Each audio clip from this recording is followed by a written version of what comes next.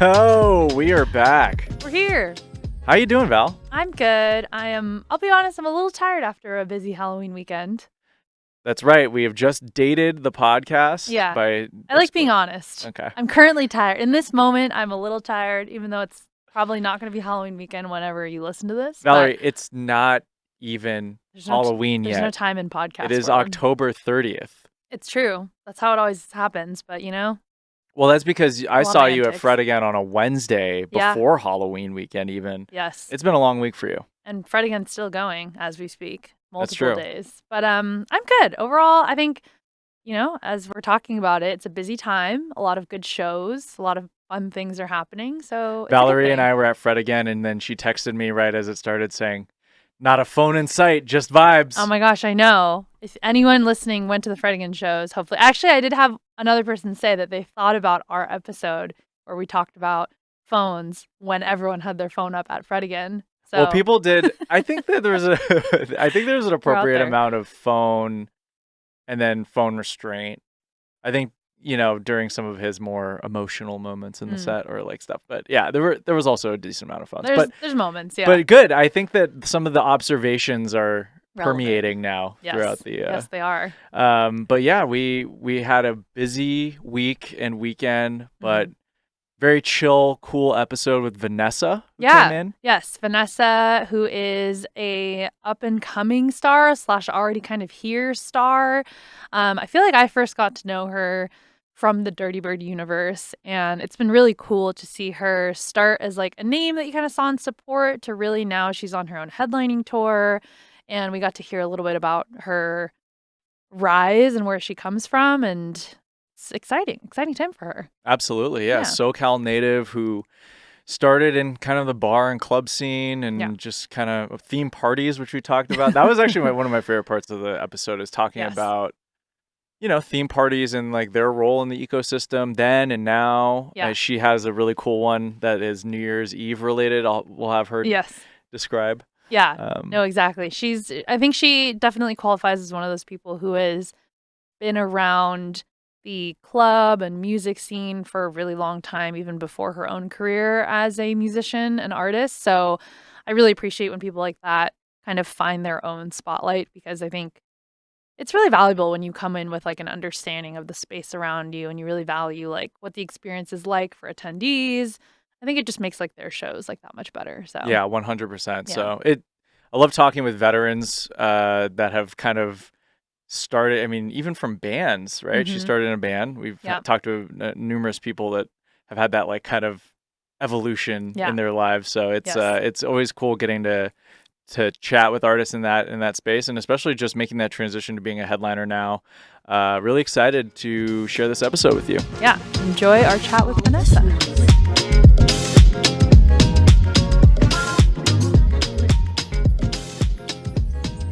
You're like, okay. What did you dress up for as Halloween? Did you dress up for anything this weekend? I did. I had a show with Mary Drop-Ins in Seattle at Monkey Loft, and we were Cheech and Chong. That's so cute. Did people recognize you guys? Or did you have to do explaining? I think they got the gist of it. Yeah, because I feel like it's a costume that maybe most people would be like, you're dressed up as something, but I don't know what you are. In the spirit. Yeah. I'm going to Sound on Tuesday for Justin Martin too. And me and my friend are going to dress up as his cats. As his cats? Yeah. Oh my gosh, yeah. Wait, I know he has multiple cats? Yeah, he has like this white one that has like this smushed face and it's like super fluffy. And then he has this like orange striped one that's like wild. Yeah, because I have a funny story about, I know he has an orange one because my orange cat, Leo, used to belong to Artelon. Wait, you have Artie's cat? I have Artie's cat. I am Dude, Leo's I know that mother cat. now. Yeah. When he got that cat during COVID, like we were doing like the Twitch stuff for like our Good TV channel. And he's like, we got to make Leo emotes or whatever. Yeah. And I was like sitting there like cutting out pictures of his cat for like hours and hours, and then we didn't end up using them. But yeah, but I know Leo was the star on the Twitch channel. I know that for a fact. Yeah, so he lives at my house. Oh my God, how's Leo? He's great. He's the best. He's huge and orange, and I love him so much. Does Artelon ever go see him? He has, but Artie also does this funny thing where he will say that he's coming over. He's done this at least maybe like 6 times, and then he doesn't come over. But I send him. I know exactly what you're talking about. Yes, exactly. You So, know. I mean, he's just a normal person from LA. Yeah. He's really a leaning deadbeat into cat dad. Yeah, that's what he is. Deadbeat cat we dad. do make fun of him for that, but I You send should him lots invoice of him for like child support. Oh my god. DBCD. Yeah. He gets lots of Leo updates though. So he's very happy about that. But I love unsolicited. Yeah. I'm just like, remember this guy? Remember this guy? This cat in Where's your life? our child support? I'm gonna ask him about that. Yeah, bring it up next time now that you know. You could charge him like back like fees on that. Like, yeah, the interest. You're right. I never thought about it. You're right. Get some money from him. Be like, Artie, besides the guest list for life, I need all this money for taking care of Leo. How to exploit Artie 101. That's what this. I'm into it. I didn't realize that he had such a famous cat now. Because I mean, if you had to actually construct emotes for this cat, it had to have been pretty famous. He was a star. He was like, I think he would like kind of like lay on the decks or something. Like Artie said, he was like really Justin into also got an orange cat that used to do that too. So which one? Things. I don't know. Yeah, but I know. I read that orange cats are like actually like way crazier than regular other cats. Like I've read that too. I will say Leo's pretty normal, I think, compared to most orange cats. But I like the lore that orange cats are kind of crazy. I like that too. Yeah, it makes me want to get an orange cat. Yeah, I was gonna say, do you have any pets yourself or no? Not really. No, I feel like I just travel too much to have any pets really. Yeah. Sometimes I dog sit my friend's dog for like a day or two. Yeah. Which is really nice because you get to cuddle with them and then like give them back after a few days. You're like, and I gotta go now. Yeah. But other than that, like I really want to get a dog eventually, but it'd have to be like once like touring and all that slows down. Cause I want it to have a good life. And I just feel bad. I would feel bad leaving every weekend, you know? And you said that you have basically been touring every single weekend since like spring? Yeah. This year? Yeah. Yeah. And then I started this tour that I'm on right now, my Hell Freezes Over tour. There's only 2 stops left, but I've been like every single weekend. So, but I mean, it's been going really well and I'm excited, but hopefully like one day I'll get a dog, but. Hey, but you're responsible that you can identify that is, you want to be there and, understand how. Yeah. I mean, I just want an animal that will have a good life, even a goldfish, like you have to feed him every day. Like That's true. That's true. I can't do it. No, that's one of the biggest deterrents because of this lifestyle is to really. It is interesting though when DJs do have pets, like because you're gonna literally dress up as a DJ's pet. Yeah. But I think that's how you know that that's a real fan if they know the pets' names. Yeah, definitely. Because like that was a product of COVID too, of lockdown. Is like everyone got familiar with the pets because they're in the live stream. Yeah, totally. I think like if you had a pet like with somebody, like it'd be easier, but I have a lot of plants though. Yeah. Yeah. But that requires just as much, I mean, I care for them and they're doing really well and most of them are doing really well.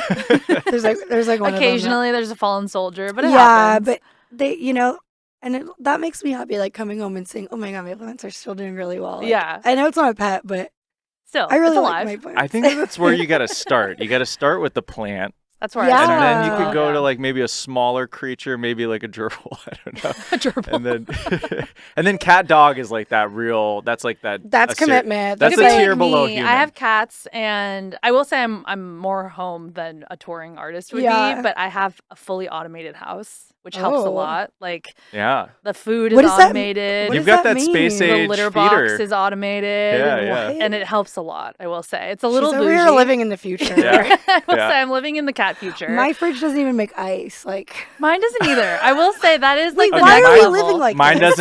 Mine doesn't either. Just want to be clear. Why on are that. we living like this? Well, you got to pick your luxuries in LA. My fridge. I have in-unit washer dryer, so like that's better. I will take that over having a fridge that makes ice. Well, I mean, you guys just have the fridge that was in the unit, right? Yeah. So that's why. I looked up other fridges though. Like nothing else fits in that space. It's true. You're like, I really tried to solve this problem. Yeah, that's true. Okay, I just want ice. Well, enough about our houses. How has it been for you touring? Because I know you've been touring now for a couple years. Mm-hmm. Is this year a bigger year of touring for you than before? Kind of. Yeah, I feel like the past 2 years I've just been like really heavily touring. Yeah. This year I feel like bigger. It's been bigger in a sense of, I guess, purpose because I just did my I'm in actually the end of my first like headline tour, which I've never done before. I've headlined a bunch of clubs and stuff like that, but I've never just done like a full headline tour. So I'd say it's bigger in that sense. And I feel like I'm as busy as I was last year. So like still like really busy. Yeah. But yeah, it's been good. And I just feel like the touring, I feel like it makes a big difference when you're like have friends come with you. Like I've had like Mary Drop-ins on a few stops and like Kyle Kinch and Nala, and like it just makes such a big difference, like seeing people and like getting to hang out and stuff, because when you're in the middle of like touring, it's kind of like you're just seeing like tons of faces and you're alone a lot, and then you're around a ton of people and then you're like back to being alone. So it's kind of like a jarring experience in a way. Yeah. But it's like really nice to just see familiar faces and just like get to hang out with your friends and people So yeah, that's I feel been like integral for me. that must be, I mean, I was going to say what the difference is between a headliner tour versus going to shows and playing them. And that is the nice part, is like you get to choose who you bring along Yeah, with exactly. you. And it Like makes a huge difference. yeah, and like yeah, and just like getting to book your friends. That's like it's like so cool to me. Like Yeah. like we can go do like live out our dreams and like do it together. Like this is fucking awesome. Yeah, that is really cool. Well, I'm curious because I know that you're from the Southern California area, right? Originally, you grew up not in LA, but Orange County. Like I grew up in Newport Beach. yeah. What was it like for you when you were kind of growing up? Were you always like a music kid or? Kind of, yeah. I mean, I started playing instruments when I was really young. Like I was in orchestra and band and stuff. What did you play? Well, like when I was really little, I started with piano when I was like, I don't know, like 7 or something, and did lessons. And then I did cello in the orchestra, and then I did clarinet and band, and then like the high school band. And then I started playing, like I wanted to start like an actual like rock band. So I played a little bit of guitar, and then I finally settled on like drums, and I started taking lessons, and then I played drums in like a few like rock and indie bands. And then from there just started DJing. Wow. Yeah. So were you like into rock music when you were young, or? Yeah, I was really into like heavy metal, and like I got really into just like the darkest like like Norwegian like black metal. Like it was just like death metal kind of stuff. Like Hell yeah. I don't know. And like I don't know, I used to go to like a lot of like surf punk shows and stuff when I was like living in Newport, and to go to like the Volcom parties, and they always had like these like cool like rock and punk bands, so I would go to those parties all the time. So I feel like that was like like a big influence on me when I started like really liking like metal and stuff like that. But the band I played in was like indie rock though. It wasn't heavy really. You weren't doing the Norwegian No, metal. I mean I could never play like that. The stuff they do is like so technical. I was not that great of a drummer. So I mean, Orange County also has like a rich history in like ska and punk and like all yeah, that stuff. So yeah. I was recently watching like a lot of like the original No Doubt stuff. Yeah, with like So Sublime cool. and stuff like Yeah, that. yeah. Yeah. So, Yeah, I did.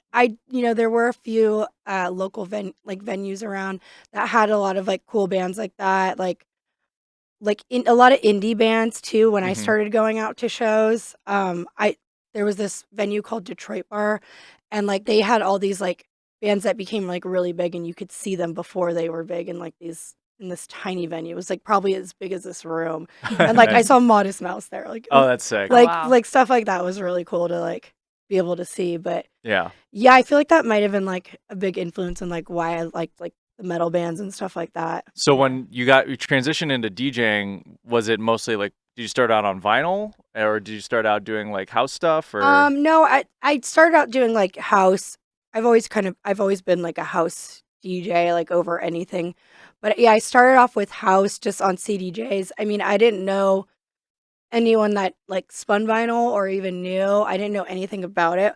All I knew is like I was, playing drums in like a few bands and kind of on the outs with my band, like fighting whatever rehearsals. We all lived together too. It was Yeah, like yeah. this whole yeah, and it's like, trying to schedule like, 5 people to get together at least once a week. We all have different jobs. It's like so hard. So there was a lot of tension, and I kind of just started like branching out and going to like clubs and going to see like DJs and going to like music festivals to see DJs and stuff. And I kind of was like, well, this is actually really cool. And like, I kind of felt like I was writing a lot of the keyboard parts and the drums and helping out with all of the parts in the song.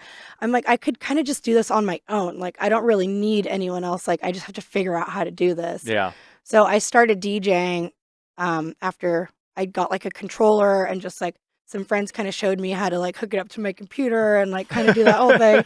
And I was doing that for a minute, and I'm like thinking, I'm going to start like learning how to produce music, because I wanted to play like festivals and stuff. And all the DJs that were playing their own music, so you Right. can't just, I thought, I can't just keep playing other people's music. I have to learn. So I DJ'd for a few years, like before even like trying to learn production. Yeah. And then that was like a whole other thing. It's like Right.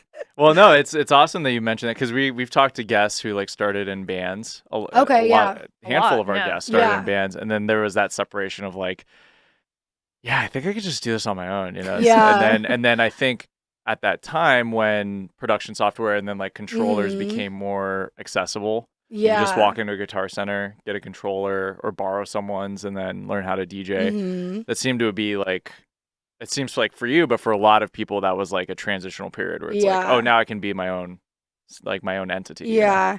In a way, I kind of wished that I learned how to make music like on Ableton and all that before I learned music, like how to make it and record it acoustically, because it was kind of like I had to unlearn everything I knew about like recording and kind of do it the opposite. Mm. I feel like just recording drums, like hooking up the mics and doing all that, learning how to do that and actually play drums acoustically, and then someone putting like a computer in front of you, it's like, wait, what? Like, it just makes it's just so much harder. But I don't know. It's kind of, for me, it was kind of like the drive to keep learning. It's kind of like, to me, it's like music production is like a puzzle. And I just want to keep trying to like put in work and keep trying to finish the puzzle, even though I know it will never be finished. It's just kind of fun to learn and figure it out, No, absolutely. It's a good way to look at it. I feel like Yeah. it'd be hard to do what you just said, the unlearning of it. But Yeah, yeah. but it turns out to be fun. It's kind of like solving a riddle or something. It's like you got to find the solution, Yeah. and like just even different things, like like different synths and stuff like that. Everything, just learning everything has just become like a really fun thing for me. I don't know. Well, I think that is a good analogy, because sometimes producers, it's like a puzzle where you've been working on it for 5 hours. It's Yeah. late. There's like all these pieces. There's like 20 pieces left or whatever. Yeah. And then you're like, I'm going to go to sleep. And then you Yeah. wake up in the morning, and then you like listen back, or you look Yeah. at it and you're like, oh, okay, I get it now. And then you Yeah. can finish it. But Or you listen back and you throw the puzzle away. you're like, yeah, I'm done with this Yeah. shit. Yeah. It's always a test. If you check it in the morning, Yeah. what you did last night, you're like, oh my God, this is hot garbage. I know. It's Like, always what the is morning this? test. Yeah. Yeah. What was I on last night? It's weird. You can go into these weird rabbit holes, Yeah.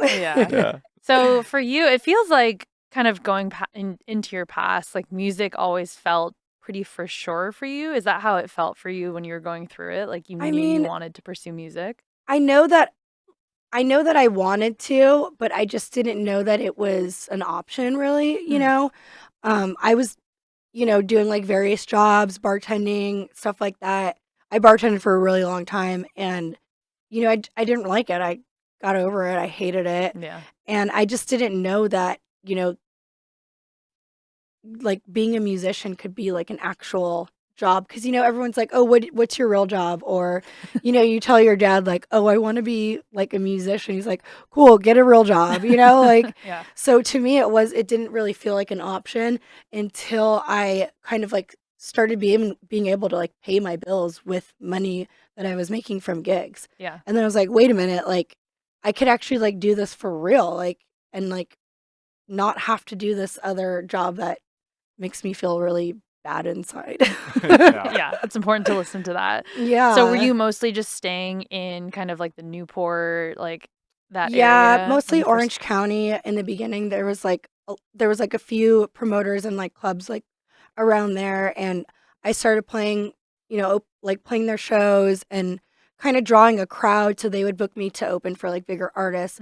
And my sound was kind of like, I played a lot of DIRTYBIRD music and stuff, so they started like having me open, like anytime there was a DIRTYBIRD artist in town, I would open.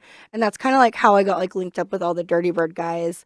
But then yeah, after a while, like there's only so many clubs in Orange County, and there just weren't enough parties and stuff, and I felt like I wasn't really getting booked as much because I started getting like bigger gigs like here, like so often in like LA and stuff, and I stopped getting booked in like my hometown. So I'm like, I'm just gonna throw my own parties then and book myself since no one's booking me anymore. So I started doing that, and then my parties started becoming like bigger and bigger. Like there were lines out the door, and then like those promotion companies were like, well, would you want to throw a party with us? And I'm like, no, why would I do that? Like, no, I'm doing great on my own. Yeah. Thanks. Yeah, here you go. Take some of my money. Yeah, please. It's like, what's that old thing where it's like no one will help you like plant the seed, but they'll come and eat the bread. Yeah. Like what's that? It sounds like it. Sounds something like that. I don't know about who will help is it me? in bread? I don't know. Bread, yeah. I like that you added I bread. forget what the story is. Something Yeah. about a chicken. I don't know. But it's like, it's kind of one of those things where it's like, no one's going to help you along the way except for yourself, you know? Yeah. And once you start helping yourself, I feel like other people can also believe in you. Yeah. So like you have to convince yourself and do it for yourself first before other people can really like jump on board, you know, and get behind you. And that's such a good thing to point out, because I feel like it is when you hit that either a wall or a low point for people where like you aren't getting the bookings that you want, and then you're like, well, what am I going to do? I'm either going to stop or I'm going to figure it out. Yeah, exactly. So what was the party that you put together? It was a few. So I was doing like theme parties, and they were kind of like really janky, like Elro parties. Like I didn't know what Elro was at the time, but like we shot like confetti and stuff like that. And like amazing. We would go to like, you know, we would find like pieces of cardboard, and I had like a bunch of friends help me like paint all the cardboard, and we would make like palm trees and like all kinds of stuff. Oh my gosh. So I think the first one I did was called the Acid Disco, and it was just kind of like a trippy, like psychedelic kind of like vibe. And a lot of people came like super dressed up. A lot of people came on acid, which wasn't the initial plan, but like I was like, sure, like, it's in the name, I guess. So. And then so that one became like an annual one we would do every year, is the Acid Disco. And then there's another one I used to do too called the New Year's Eve Redo.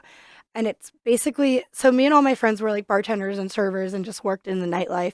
And every New Year's Eve, we'd always be working, so we would never really get to celebrate. Right. So I wanted to do like another New Year's Eve where people that had a bad New Year's Eve, you know, like you get to fight with your significant other, or, you know, like, you know, you had to work or whatever, something happens, you know, New Year's Eve is so expensive, and it's so like, I don't know. There's too much pressure. There's so much pressure. Yep. So like this was kind of like an opportunity for everyone to like do it again and have a redo. Cute. And we would do like the midnight countdown and everything like that, and like champagne toast and everything. That's awesome. That's a great idea. Yeah. So that was very like relatable. That was like one of the most popular ones, and I'm actually bringing it back this year. What? Yeah, I'm doing it in LA the week after New Year's Eve. Oh, that's amazing. so cool. So, yeah. Oh, yeah. So if you guys need a redo, I think a lot of people need a redo because New Year's doesn't normally go as planned for most people. Everyone has a story like that. It's one of the worst. And it's like people are paying like $500 tickets to go to some like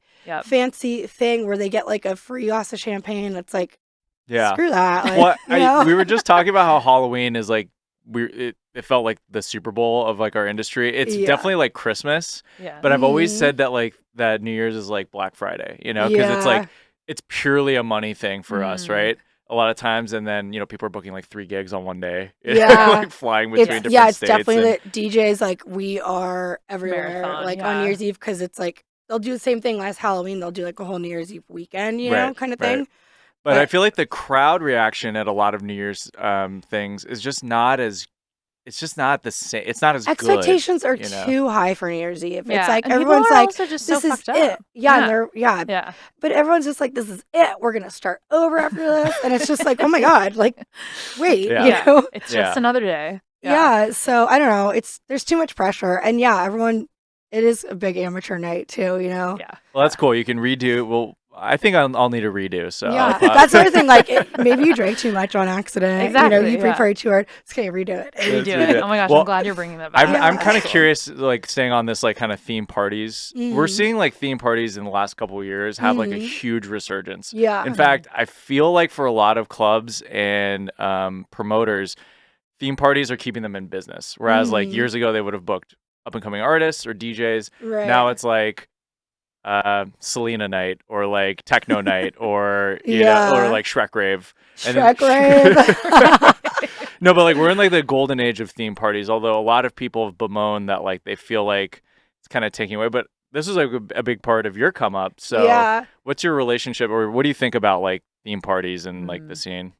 I think right now there's a like, I don't want to say it's oversaturated, but there are a lot of new DJs and a lot of people right now are like getting into house music and getting into electronic music, and there's so much new music out there like getting released every day that the scene's kind of saturated right now. So I feel like a lot of people, if they want to see a DJ, they can go anywhere, anytime to go see a DJ. So I feel like people are kind of needing something new to bring them in too. It's like, it's not just DJs. Like we also have like this theme, or like we have these rides, or like, you know, something. Because people, you know, I'm the same way. Like when I go out, I don't want to like just go out. Like I want to go do something like specific and fun, and like, you know, like, oh, we all get to dress up at, like with your friends. Like it's just a fun thing to do. And I feel like it brings people together more too, you know, because like, I don't know, everyone's on this whole same like theme vibe, you know, even if everyone's wearing different stuff or whatever,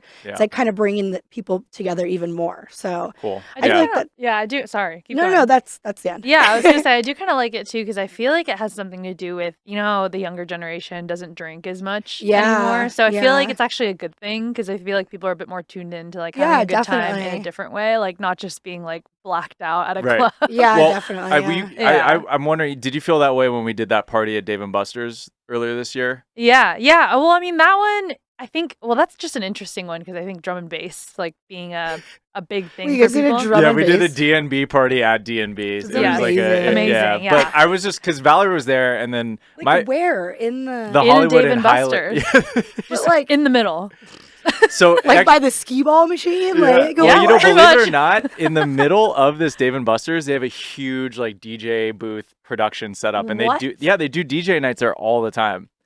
Wait, we need to be going to Dave and Buster's apparently. We can go. It was just that we happened to throw like one with like a lineup, you know, and like an actual show. Thanks for the invite. You're coming to the next one. Don't worry. But I guess my whole thing on that was like, I noticed that people had a lot more fun, that they didn't have to stand there and look at a DJ essentially. But they like to be involved, they like to be adjacent to music and like be in, but I think that requiring people to kind of stand and watch or be in a club atmosphere, we've talked about, like it just it's getting to sometimes feel a little, you know, I feel like too, it's like, you know, like everyone is kind of getting like, our attention spans are getting shorter and shorter. Right. You know, we have like all the information in the world is like in the palm of our hands, like literally on our phones. So I just feel like people need a little bit more now. Like they've seen the DJ thing, like we get it, you know, like they need something a little bit more to keep them entertained. And if like the DJ or the music isn't doing that, there's other ways to do that, you know, maybe making it more immersive, or like a theme, like we said, to like kind of like unite people more. But I feel like just a lot of people need something new, you know? Well, that's what I thought that the Fish Lake show on Hollywood Boulevard was kind of like transformative in that way, at least, where it's like, you know, there's people that were like a block away that couldn't even see the stage, but it was just like environmental more, you know? And I think that's kind of what people, I think DJing is in a really good place right now, but like you're saying, they can get it anywhere. Well, and we can, and that just allows us to be more creative with the places that we're DJing in, and like the venues and stuff like that. It's like, since maybe people are over clubs, you know, let's do like Hollywood Boulevard, let's do more stuff like that, you know? And I feel like people are really into that right now, you know, like the Times Square thing, the Boiler Room stuff, it's all like super like trendy right now, because like people want to see these new interesting ways that we're like bringing new life into just a DJ set, you know? Yeah, you know what I think it is too? It's like, I think since I feel like we're kind of in an era of being over like the algorithm feeding us like what to listen to or who's popular. So we look to artists that we know, but like now it's a great time for like artists like yourself to like show off more of your personality with the events that you're doing or with the themes or whatever feels right to you. Like for example, like this New Year's like redo speaks so closely to like your history being a person who like spent a ton of time at the club and like worked on all sides of the club and really like knows what people want to enjoy, you know? Yeah, So and I feel like that's that's the same with kind of like booking, being able to book like who you want to is like people can kind of see like your taste and what you like based on the artist that you book as well, you know? Yeah. And also gives you like an opportunity to like kind of put these artists into like a new light and like give them some shine too, you know? Yeah, exactly. And you mentioned a couple great names that I'm familiar with. Of course, like I think anyone in LA who's kind of been around the party scene knows the gals that you just mentioned. Yeah.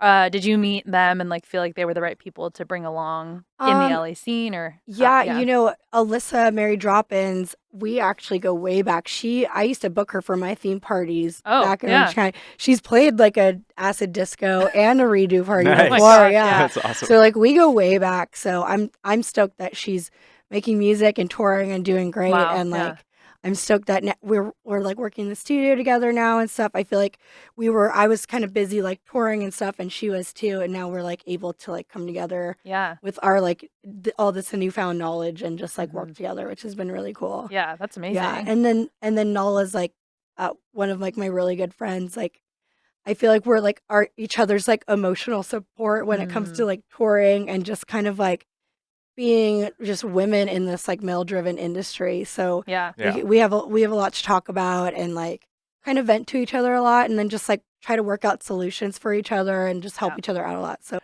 similar for you, you know, you said this is like your first headline tour. So to go from being in this like support capacity to doing your headline thing, was that something that was like a long time coming, or did it feel like a new kind of era for you?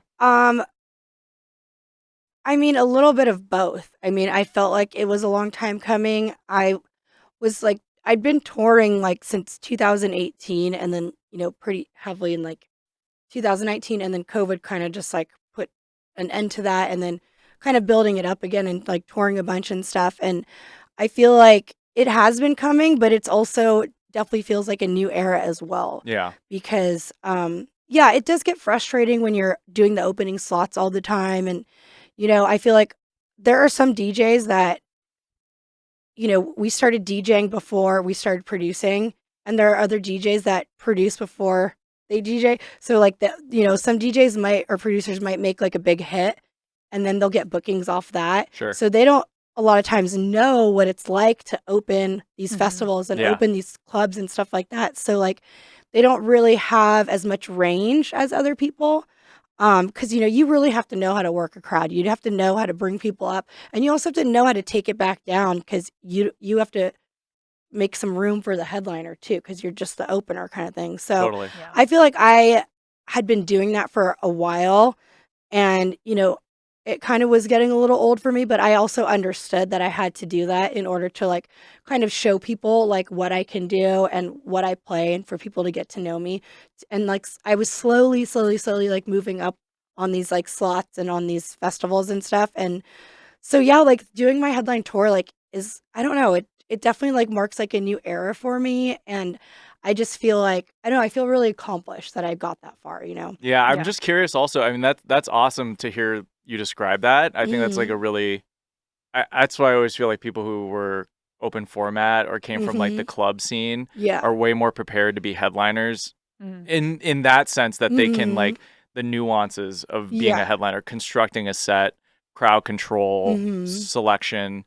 But I'm curious, like, were there any like challenges when you on this headline tour that you never really expected, that now you're the headliner, now there's like things that you never really anticipated? Or yeah, I guess just like kind of like being involved with like kind of like booking like the opening artists and stuff like that, because it's like, you know, you'll have like a list of people you want to play with you, and then, you know, there's just a lot of people that are going to say no, a lot of people you can't afford because, you know, you're only making this much money.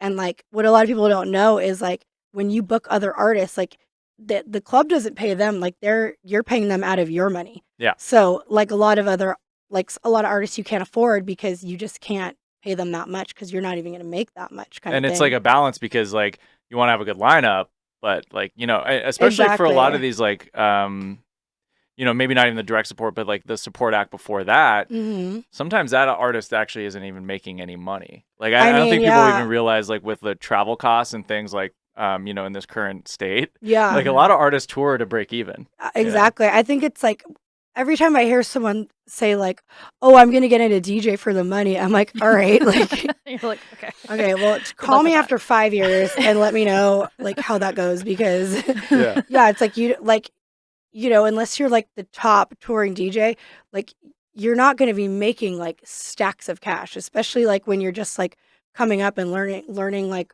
the system, you know, like so like I don't know, like it was different seeing that backside of like how booking artists goes and stuff. And, you know, a lot of it's like, you know, I want to book Nala on this one, but she can't announce because she has another show and she's in Radius or whatever. So she can't announce till after this date. And then like getting all the flyers and like blocking out the dates. And then like, when can we announce this? It's just like, oh my gosh. Yeah. But, you know, as long as you have a good team, like everything goes smoothly. And I'm like, actually like so like stoked on like how smoothly it's actually gone. There have been very stressful moments, but like, for the most part, it's been going really well. And I'm like, great.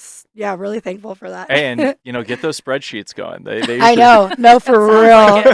For real. Like, there's some, like, spreadsheets that I'm on, and I'm just like, I don't want to look at this. Like, I just want to do the DJing. Yeah. Like, that's not what I signed DJing up and for. music. That's what I want to do. Like, totally. So after a certain point, I'm just like, okay, you guys. Like, and having a good team in place is really important. But I do like you were talking about earlier, that family vibe. When that touring kind of, even if it's just for a few dates, I'm like, I walk away and I'm like, oh, that was like a fun little isolated experience. Yeah. It's kind of nice because, you know, when I was bartending and having all these other jobs, like all my friends were bartenders and we would just talk and like not complain, but just like, you know, it's trauma bonding. Yeah, it's just nice to talk to someone that goes through the same thing as you. Yeah. So like, you know, there are people that I know in these tour spots that I go and hang out with, and they're my friends and stuff.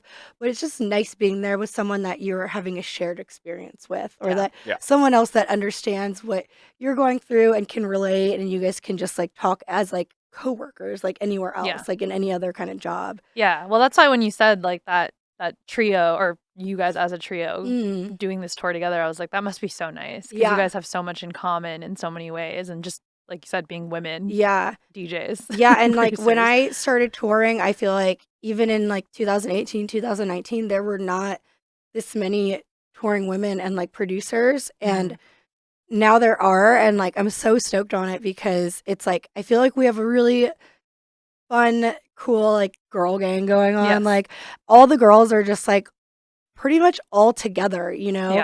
It's not doesn't feel competitive. It feels very supportive and very like a sisterhood almost, and it's like awesome because that's hasn't happened before, and like it's just new and it's nice. No, it's true. We're also talking about like I feel like diversity is not a novelty anymore. Finally in our scene. Yeah, I think feels that's natural. important. I like too. It's like you didn't have to go out of your way to be like, I'm gonna bring all my girls with me. It just is like they're all amazing and talented and at the right point in their career, and it just totally makes sense as a lineup. Yeah, I definitely think there could be more diversity on a lot of lineups as far as like women and people of color go.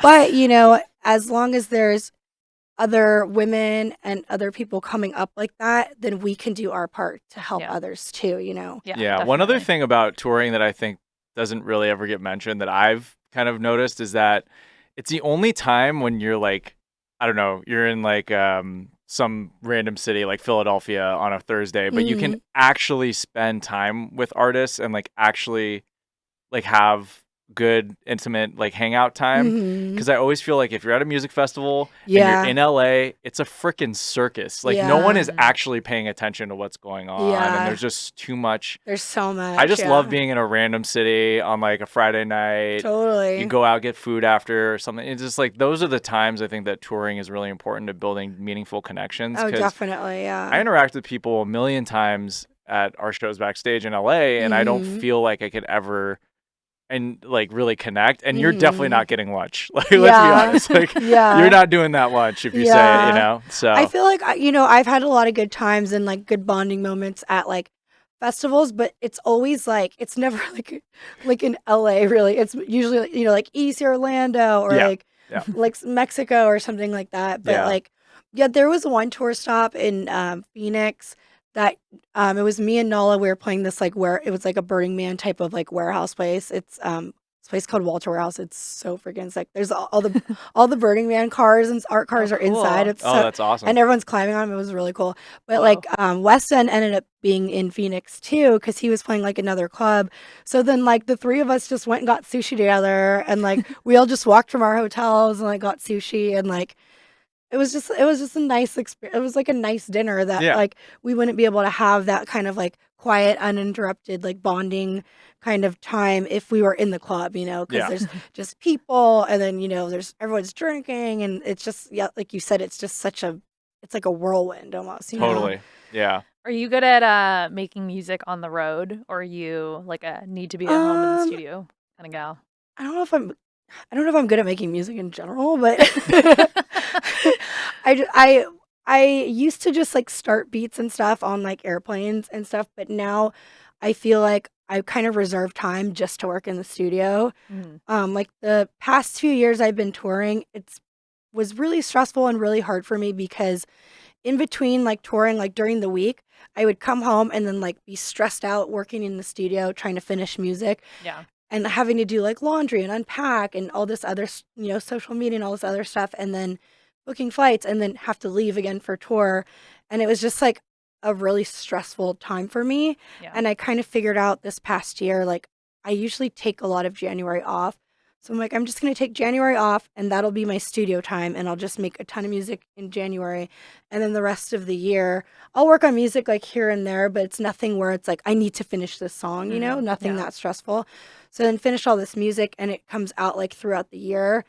And I feel like that's a lot more conducive for me and my lifestyle and like the way I handle stress Mhm. than like coming home and having to like work on music. So Yeah. it's stuff like that, just putting time aside, that's easier for me. So, I mean, I don't have a hard time making music on the road. It's just that I prefer to do it when I'm like in the right mind state.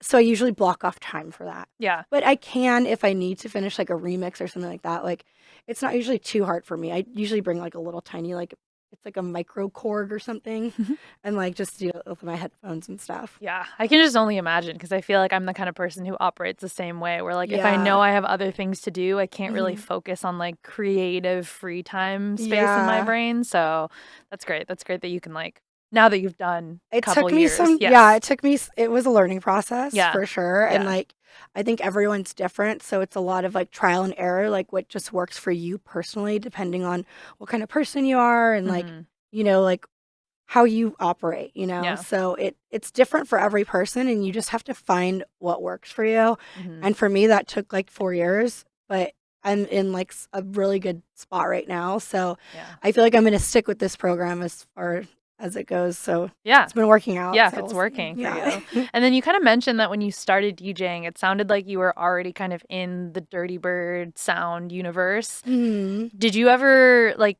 was there any deviation from that sound, or you really just kind of feel like you found that sound and stuck with it sort of thing? I just feel like I kinda just liked house, Yeah. and then I started liking tech house, and I just kind of always have stayed in that realm. Like, I like to listen to a lot of different music, but as far as, like, making music goes, like, house and sometimes breaks too, but, like, Mhm. house is just, like, what comes out, and it's just kind of, like, what just organically what I make. Yeah. So, I kinda just try to do that, just try to make what comes out organically. Like, I don't wanna force a sound, I don't wanna be like, "Oh, I wanna make this genre," and force myself to do Yeah. it because I feel like it will sound forced. It sounds Yeah. forced. So, I feel like I just kind of, like, gravitated towards that sound just because that's what I liked, and that's what organically would come out. Yeah. Yeah. I mean, it makes sense because I think of, the the punky rock scene that you were describing that you grew up with, there's actually a lot of similarities as far as like the weirdness, I think, of both of those types of music. And even listening to not your most recent single, but your last single, One Pill, right? Is that the name of it? Yeah. And like how psychedelic and like weird that the sample is that you brought in there. It's actually a cover. Yeah. Tell us more about that. You know, it's crazy. It's for Jefferson's Airplane, the original band. It's the singer's birthday today. Oh, yeah. Look at that. Happy birthday. But so that came out. I mean, I was just kind of wanted to make an edit of that song because I like that old like rock kind of like psychedelic sound, you know? And I just kind of wanted to make an edit, and I made it and I started playing it, and like Walker and Riss were like, you need to finish this. Like, this is actually really good. I'm like, why? It's never going to come out. Like, the sample's never going to get cleared kind of thing. And I finished it and I kept playing it out, and everyone really liked it. And I sent it to like Diplo randomly, and he started playing it. And then so Dirty Bird wanted to sign it. And I had this friend when I used to be in a band and like play in bands. I played with this other band called Railroad to Alaska, and they're like this heavy metal band. I was friends with like the whole band. And one of the guitar players, like I still talk to him. I'm like, will you record this guitar part? Because I feel like I'm going to have to get it re-recorded eventually if it ever comes out, just to cover it. So he recorded it, and like it honestly sounds exactly like the original. It's so crazy. Yeah. And then, you know, we couldn't get the vocal cleared, so we had to get it covered. And Dirty Bird kind of sought out somebody that, and it sounded really good. I didn't have to do too much processing on it. Wow. So the actual song, I probably had to remake it like 3 times, which was kind of annoying, but to like replace all those parts and stuff. But it was worth it. It was worth it, yeah, because a lot of people really like it, and a lot of big DJs have been playing it. So I'm pretty stoked on it. Yeah. And the big thing for me is that I like to play it, because a lot of my music I make, other people say they like it, and like for me it's like I don't know if it fits in my sets, and I don't know if I like it, but it gives me confidence when other DJs are playing my music or I see them playing my music. And it gives me confidence to play it in my sets too. So a lot of people really like this one and they were playing it, so I'm like, okay, I can play it. And then I was playing and I actually really like it. So that's a really interesting kind of like mental journey that you just explained about. It's like your own I'm music. such a tortured artist, like but it makes sense. It's like yeah, it's hard. I don't know. You're so on the inside when you're making the music. It's like hard to see on the outside. Like, is this actually good? Do people even like this? Like it's hard to not to see it any other way. So when you get the validation from other people, it definitely helps like kind of boost my confidence in my own stuff. Yeah. I mean, I'm going back to like the puzzle analogy, right? It's like you finish it and then you kind of like don't want to look at it again. Yeah. Right? You're like, is this even right? Like, yeah. But also I feel like we've had a couple conversations more recently about how the culture of other DJs playing people's tracks to then make it go big feels like it's having a moment in the way that it used to be the way that people discovered music, you know? Yeah. So it's interesting that you're saying even for yourself, that's been like a big milestone for like other people to play your music. It's like one thing for someone to say like, oh yeah, this song's really good. And it's another thing for someone to play it in their sets like every time they DJ. Yeah. Then it's like, okay, you really like this song then, you know? Yeah. So then it makes you really makes you feel like the crowd. It makes you feel like people aren't just saying like, oh yeah, it's good. Like like and just saying that to you, you know? Yeah. I don't know. It's Prove hard. It. Exactly. If you like it, prove it. Yeah, exactly. I'm just staying on the Dirty Bird topic. You know, they've all obviously been such like a cultural juggernaut in house music, you know? What are some of the things like working with them throughout the years? Like, what are some of the things that you've seen, like their impact and kind of like, you know, because I think we're in a mode right now. Someone has described on a previous episode as like party tech, but like also like tech house is having, I mean, it's been having a moment, like a very, but when we go back to the roots, you know, it's hard to, you have to throw Dirty Bird in the mix, and then what they've done in cities like San Francisco and SoCal all over the country. So what do you think like their input on the current landscape has been? I mean, I think it just goes back to like you said, San Francisco, where like Dirty Bird started. They started it like with a community, and like they started it as like a family kind of like vibe, you know, and like kind of like kept that going with like the campouts and camp-ins and all the barbecues that they were doing and stuff like that, and kind of made everyone feel this like sense of community and sense of family.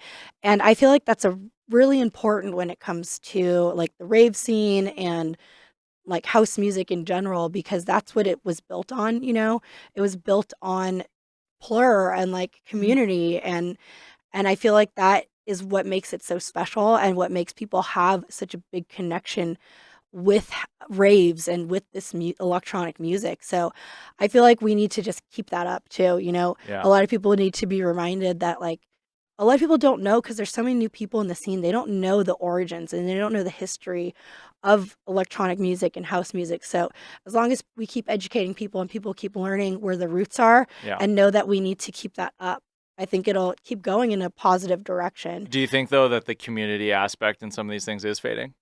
A little bit, but only because there's so many new people that are coming into the scene.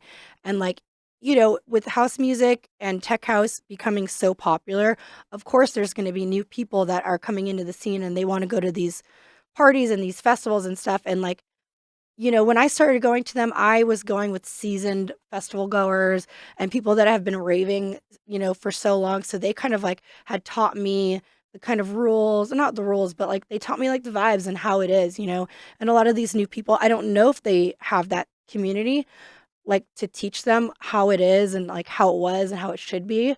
But I feel like if we all keep going as a community, we can all keep learning and keep teaching each other that and keep upholding it, Yeah. Because that's such a big part of it, Yeah, that's an interesting, I think it's an interesting trade-off for like why electronic music is like, I mean, arguably at an all-time high right now. I mean, a lot of like, I think UTA reported that, live events had like the best quarter or like year so far in recorded history. I think that extends everywhere from like Taylor Swift, probably a big part of it, all the way down to like, tech house DJs selling out the Palladium or, local theme parties, like selling out multiple nights at, I like the Belasco, I think Club 90s sold out 3 One Direction tribute nights. It's like that's where we are, right? Everyone, like people just go out, right? Yeah. But I do think that, like you're saying, it's less of that like being ushered in and more like, oh, I saw this thing on TikTok, I'm gonna go. Yeah. Like there's no like, which is fine because like I feel like that's what we want. We want people to be into house music and tech house and electronic music. Like we are inclusive, We want the more people listening to house music, the better. Because like I said, it's like sense of community and like, like the plurness of everything. I feel like it would generally improve everyone's life if they listened and were part of the house music scene. So the more the merrier. But, it also is going to take a little bit of people getting used to it. There are a lot of new people here. So like we kind of just have to like lead by example and I guess just kind of like show people like how it really is. Yeah. That's kind of a good, that's a good point because I think you're totally right. I do feel like we're in this phase where it is a little oversaturated in a way. It's a good thing. I agree that, I'd rather people be listening to tech house and house music than other types of music, I guess. But it is kind of nice that in a way it's like the ones who are really into it will eventually discover like the DIRTYBIRD, like you and like other shows that are happening. Exactly. Like, you guys might not be the very first thing that they find, but when they get there, they'll be like, oh, like this is great. I'm going to stay for a while. I think like there's going to be a lot of new people that, that they discover like maybe Fisher or John Summit or something like that.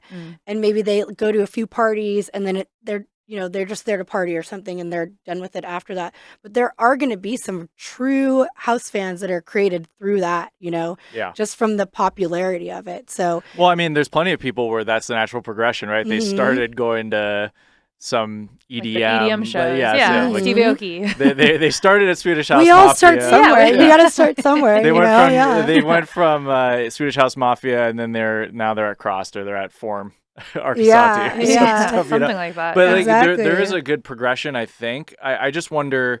I think we're too in it right now to see. But ultimately, I do think that like it's really great for you and for so many DJs and people to have an actual career now that it doesn't matter how people get introduced, right? Exactly. It's like they're here now. Yeah, exactly. Like it doesn't matter where you come from or whatever. Like you're here now and that's all that matters. Yeah. And like I said, I feel like the more people the better because that just means we're going to be able to have more events because there's more need for it, more want for it. Well, there's just a constant gatekeeping in our scene. And I think that people who are complaining about certain aspects, like we can't have it all. you know? Mm. So do you want the shows to do well, or do you want people who have to like, Also, there shouldn't be any gatekeeping, you know? Yeah. That's not why this started. It didn't start because they were like, no, we don't want you.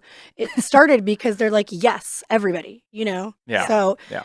I feel like if people are gatekeeping, like, do it somewhere else, you know? I love like, that. Party of one. Take it to a different genre. I'm totally there. I'm Yeah. totally there with you. Like all of that that was in me through my years of being that guy is just completely gone now. Yeah. You know? And I feel like as a woman too, like I felt like I've dealt with like a lot of gatekeeping, you know, like I said before, I started getting like bigger gigs in LA and stuff. And like my hometown kind of stopped booking me. And I felt like I was being they didn't want me to go higher than they were. So they kind of were trying to keep me down. But, Wow. you know, you have to find a different way around. And also, we don't need those people. Yeah. And you're like, look what happened. It actually helped you figure out how to be better and bigger anyways. Yeah, and I feel like, you know, that gatekeeping happens in any situation, whether it's like, you know, people don't want to teach other people how to DJ. Now, if people are gatekeeping you, there's other ways around it. Like, when I first started DJing and producing, there were not a lot of tutorials and stuff like that online, or like, you know, now you can go on TikTok and you can learn how to beat match, you know, you can go on. I ended up learning everything I know about production on YouTube because like there's so many production tutorials now.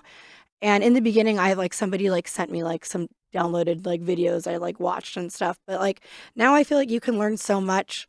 And if somebody's trying to keep you down for whatever reasons they have, like if this is really what you want, you find another way. Yeah. You have to have that drive and that kind of determination to succeed, or else you're not going to get anywhere, because there are going to be people left and right that are going to try to keep you down no matter what.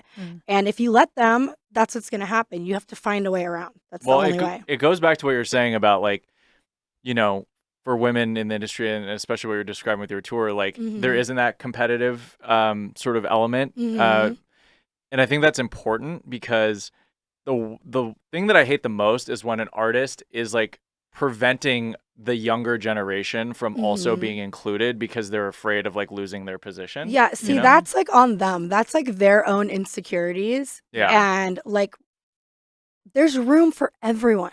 There really is, you know, like I'm going to play totally different than what Nala plays. Yeah. Why should we be against each other? Right. Why shouldn't we lift each other up, you know? Yeah. It's like you're different than everyone else in the world. So there's room for all of us. Yeah. Yeah. You know? And I also agree. I think it's like, especially when an artist is already established, like in every industry, not even just music and DJing, like I feel like anytime you get to that point, it's actually better for you if you welcome in someone younger, because you end up learning more from them also. Just like whether you're teaching them, but they're also going to show you like a new perspective or like whatever it is that the young kids are into. Yeah. You know, so I think like that's a really important part as well for like the mentor kind of figure. And I also think too, like a lot of people kind of say like, you know, like from the beginning, like you can't really like, you know, now I'm doing this headlining tour, so I was able to like bring who I want for the most part on the tour with me, and like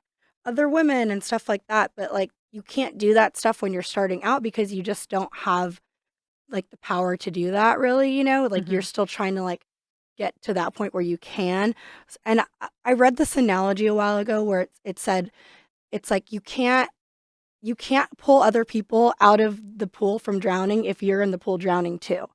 So first thing, you have to get yourself out of the pool, and then you can start helping people out. Yeah. So I feel like that's kind of what I had to do, is like, you know, get to this point where I get to have my own headline tour and pick the artist, so then I can start helping other artists as well. Even though I'm not like, you know, the biggest touring like headline DJ ever, but I still want to like help as much as I can and do my part, because, you know, other artists have done that for me as well. Like DIRTYBIRD, like Claude, Walker and Royce, Justin, all those guys have like, you know, booked me on their shows and stuff like that. So it's like, I want to do my part to help people too, you know? Yeah, it has to happen at every level. Like it can't just be the biggest artist, you know, it has to start. It would be great though. That'd be great too. Imagine that. Well, that's why I was having this conversation about, you know, like it goes back to Skrillex in like his GOAT conversation is always like, whenever there was a comparison like that there was an artist coming up that was like him. And Skrillex, instead of like shutting it down, usually would just collab with that artist, you know, or like he'll put on these like very fringe edge kind of artists at a very important time, kind of blow them up, honestly, but it doesn't affect his own. It only helps him. It only like brings everyone up. I feel like all the up, greats do that. Like Claude Von Stroke does that all the time. You know, with me, Nala, like all the artists that do that are secure in their selves and the music they make and stuff like that. They're like, they want to help people and they want to use like their spotlight to help people. And they're not insecure. They're not thinking that like someone's going to take their place, because their place is their place. Someone else's place. Like no one's going to take your place. Do you know what I'm saying? Like, That's great that you're in that position where you can actually help people, though. As much as I can, I'm trying. Yeah. You know? I think you're doing a great job. I mean, and it's not really like, I feel like it's not like really like, it's not like helping people like this. Like, I just believe in these artists. I love their music and I like them as people and I want to hang out with them too. So it's like, it all just kind of fits in. Totally. Yeah. Well, it's just like I think it helps too, because I think you came from like an authentic position of, you know, even just being a bartender in a nightclub space or a club space, like you see the whole operation and what it takes. So like you understand. Kind of. I mean, you feel like you understand. I feel like at least more than like someone who maybe had never been in those spaces and only went to stage and like only saw themselves on the stage sort of thing. Yeah, that's like, true. You kind of get to see like the inner workings. And then putting on your own parties, then you understand like all the work that goes into putting on even just one show. Yeah, and I feel like too, it makes you just appreciate it more. Yes, like, exactly. Like knowing that I started from the bottom and like worked really hard to get to where I am is, I feel like the reward, the journey is also part of the reward, if that makes sense. Like, I don't know. I feel like it would be hard to appreciate it as much if you just kind of got thrown into it right away. If you just get thrown, you're like DJing to massive crowds. Exactly. Because it's hard to appreciate that if you don't start by DJing empty rooms, you know? Exactly. Yeah, because you've DJed to like, 10 people and you're like, okay, one day the room will be full and now the room is full. And so, well, also that first failure hits way harder. Yeah. You know, so. Yeah. I mean, failure will always hit hard, but I feel like, there's no learning unless there's failure, right? Yeah. You don't learn from being successful at every single thing you do the first time, Learning and growing comes from failure. So I feel like you need to fail in order to succeed, Yeah, I mean, it's interesting because you were describing like your time doing the bartending and all that stuff. It sounded kind of hellish, but I was the meanest bartender. Oh, really? It's kind of necessary though. I was so over it. I was like, what do you want? Tell me what you want. Oh my God, it was so mean. No, I mean, but it's important. Yeah, it's so weird because it's like that's just like so it is. You said integral as an integral part of your career, you know. But you wouldn't want to go through it again. But it had to have happened. Look how far you've come. Yeah, definitely. I mean, who wants to like play to empty rooms all the time? At a certain point, like it does get hard and it does break you down. But you just have to know it's. Hopefully it won't always be like that. Yeah. I remember when I used to invite people to my shows and like 50 people would show up total throughout like a 6-hour show. And I would go up to each individual person that came like, hey, thanks for coming. I'm so sorry. I know more people are going to come, and just like going through that experience. I know it's like awkward and like embarrassing. And like you go through like, I don't know. It's like, it really is putting yourself out there, and like it really does take a lot of courage. And like even just like when I decided like I want to be a DJ. That's what I want to do as a career. That's my dream. That's what I'm going to chase. Even just telling people that, I was like so embarrassed, and like because I just thought people would be like, "Oh, that'll never happen," or something like that. Well, did you feel like people genuinely supported you at first? I feel like a lot of my friends really did, but I feel like there were a lot of people that were just kind of like, okay, let's see about that kind of thing, Yeah. But I was lucky enough to have a lot of friends that believed in me. And even if they didn't believe in me, they were like, you do it, you know? Yeah. Yeah.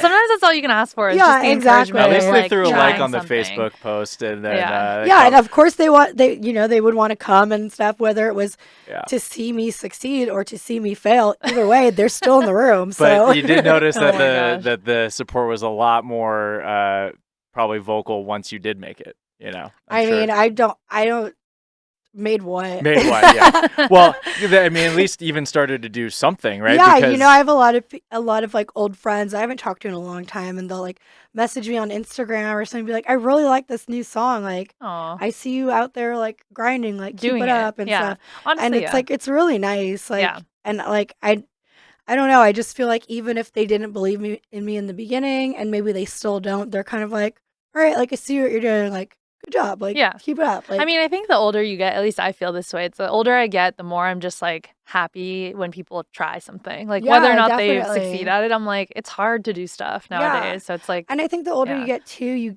you get less.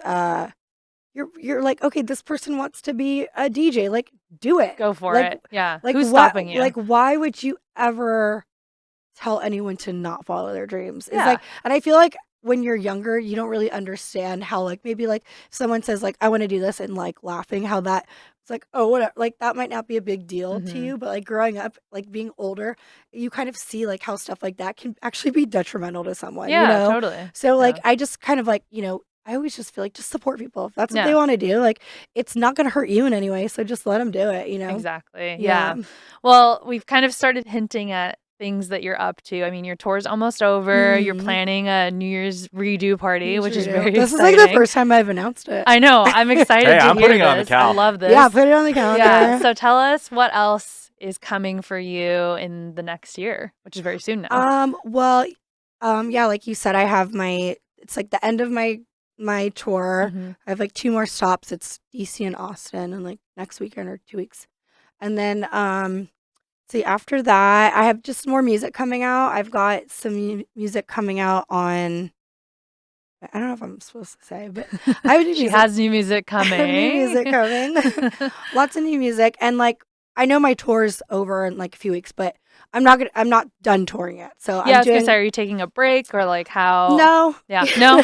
Straight back I'm to gonna it. be doing like I know I'm doing like a big thing in Vegas with Chris Lorenzo Fun. for like Formula One. Like they're like closing down Vegas. Yeah. I don't know what it's gonna be like, but I feel like it's gonna be kind of Crazy. cool. if Yeah. it's F1, it's gonna be Yeah. popping. Yeah, I think it'll be and that's cool. soon. That's mid-November time. Yeah, right? that's Yeah. mid-November, Nice. and then I think I'm gonna be doing some tour dates with Walker and Royce. They just announced like a big tour and like a ton of new music, so I'm gonna be going on tour with them in a few stops. Woo.